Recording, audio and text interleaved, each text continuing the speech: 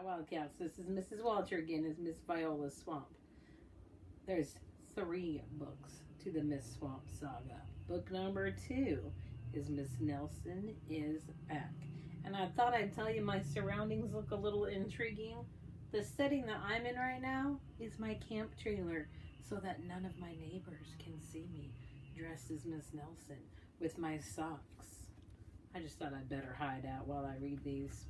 Miss Nelson is Back by James Marshall and Harry Allard. Miss Nelson is back. One Friday, Miss Nelson told her class that she's going to have her tonsils out. I'll be away next week, she said, and I expect you to behave.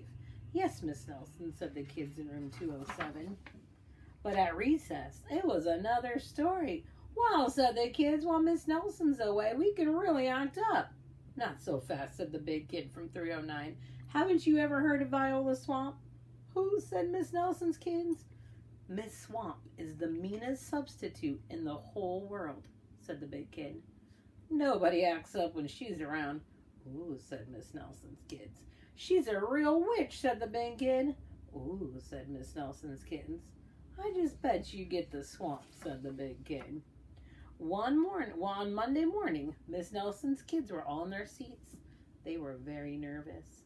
Some of them had not slept all weekend.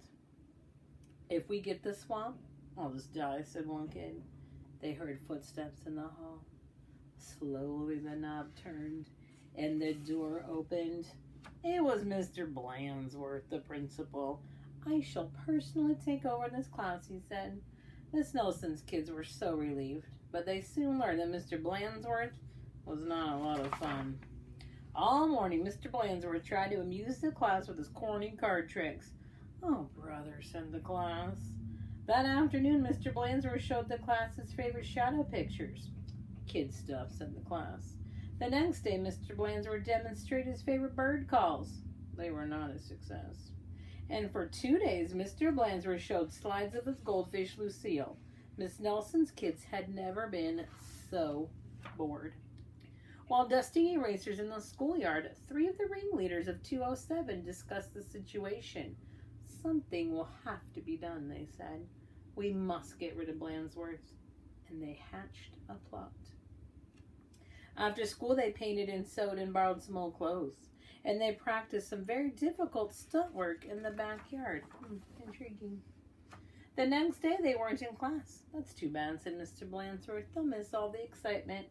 Mr. Blandsworth was about to show the class his collection of ballpoint pens from all over the world when someone came to the door. Slowly the knob turned and the door opened. Oh, look, said the class. Miss Nelson's back. A tall and lumpy Miss Nelson tottered into the room.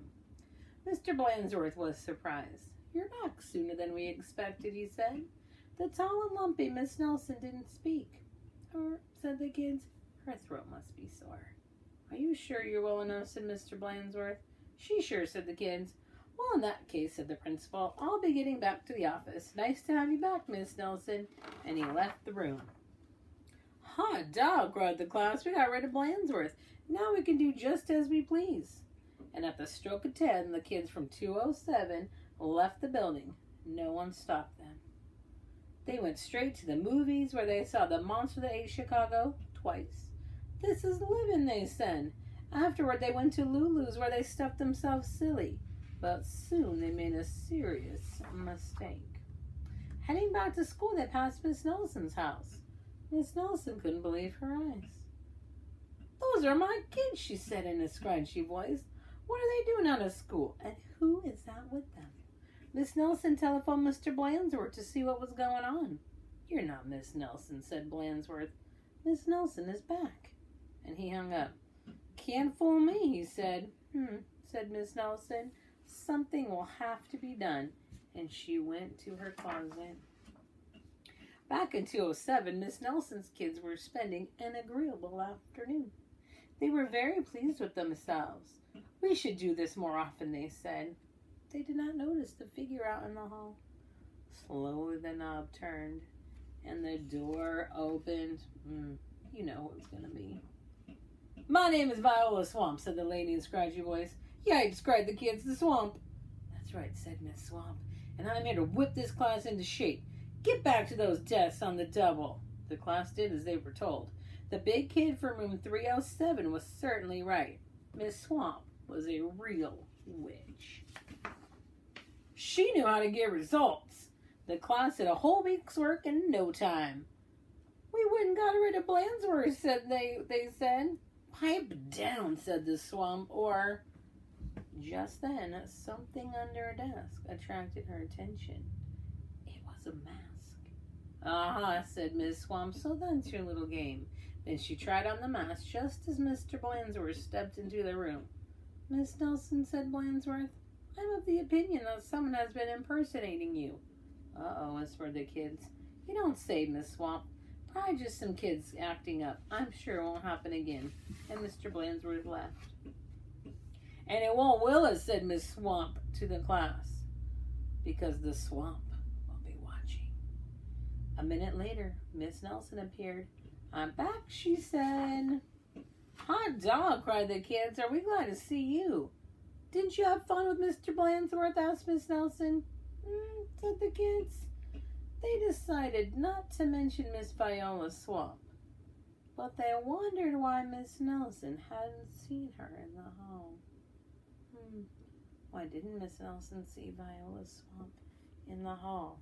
I also want you to know, myself and Miss Merritt would not leave you with Mr. Blansworth and switch places with a substitute with the lumpy, tall look in the mask.